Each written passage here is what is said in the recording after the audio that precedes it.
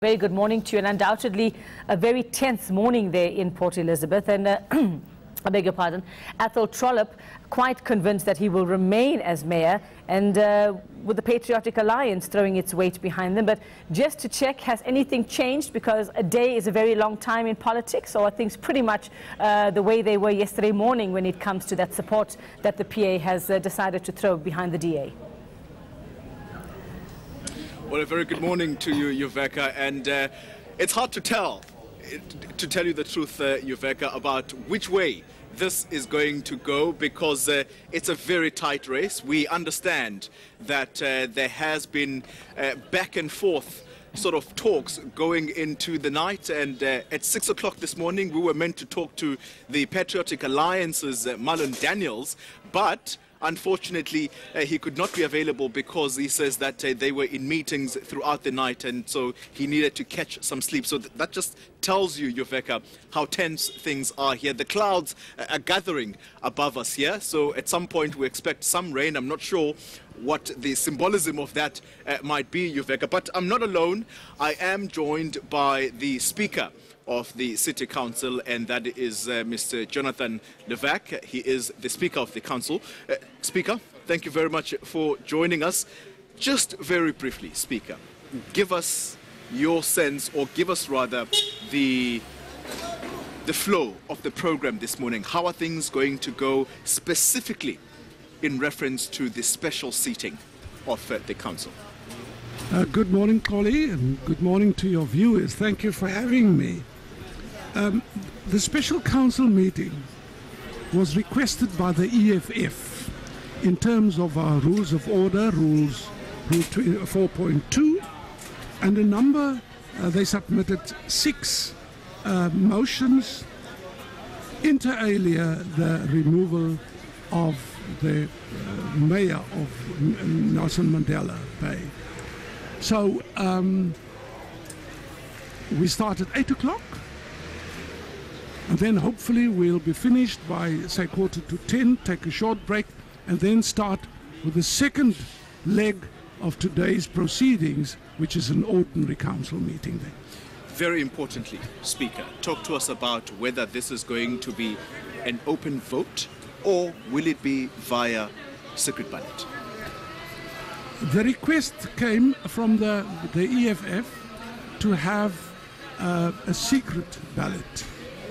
I have considered the request carefully, and at this point in time I need to be reminded that a ballot, secret or open, is left to the discretion of the Speaker. So I will announce that in Council. If you don't mind, I don't want to preempt what is going to happen in Council. Well, I mean, you could tell us here, Speaker. You could tell us here. Then the cat is out of the bag. All right, I won't push you any further though, Speaker. Now, it's a tight contest, Speaker. I'm sure you'll appreciate that. There's 120 seats, and the understanding is that all sides are saying, we will have it, or it might possibly go into a tie, Speaker.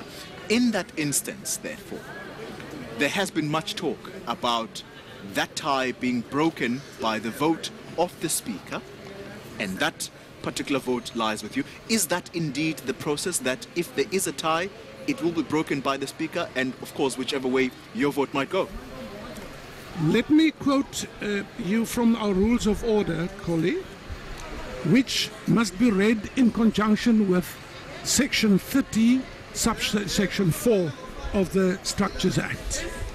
And it says, if on any question there is an equality of votes, the councillor presiding must exercise a casting vote. Must. The law says must. So if there's a tie today, I must cast a deliberative vote. All right, Speaker. Now, on that point, I want us to listen to Mongameli Bobani, the former deputy mayor of this city council, and he is also the UDM councillor. We spoke to him last night, and this is his view in case we have a tie. Let's play that soundbite right now. Remember, if it comes to tie 60-60, then we're going to see tomorrow what's going to happen. What is going to happen if it's a tie? Well, obviously, everything is going to stop. But we are told that the Speaker may be the person who breaks that tie, and whichever way his vote will go, and the assumption right now is that because he's a DA person, his vote may likely go to the DA. Now, where is that in the Constitution? Where is that in the Constitution or in the Structures Act that says the Speaker, on the motions of no confidence, he's having a tie? Where did they take that? We only hear that from the DA, but where is that in the Structures Act? This is a question that the UTM is asking. So they will have to explain to us. In fact, they must explain to you where is that in the rules of order? Where is that in the Structures Act? Where is that in the Constitution? Did they check the decision of the Constitutional Court before they talk about the Speaker with a tie? Well, Speaker, there you have it. Mr. Bobani is quite clear. Where do you stand in as far as this argument is concerned?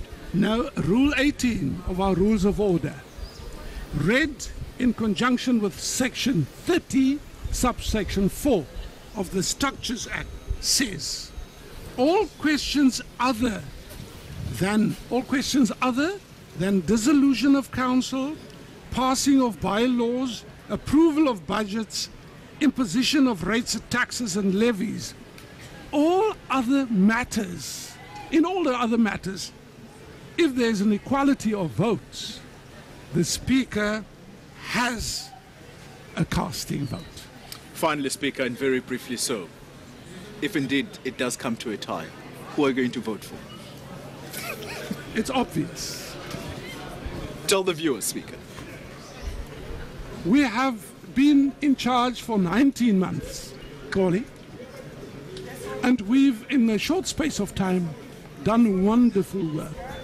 And there's much appreciation from our residents in this city. Why do we have this propensity in South Africa to change things that work?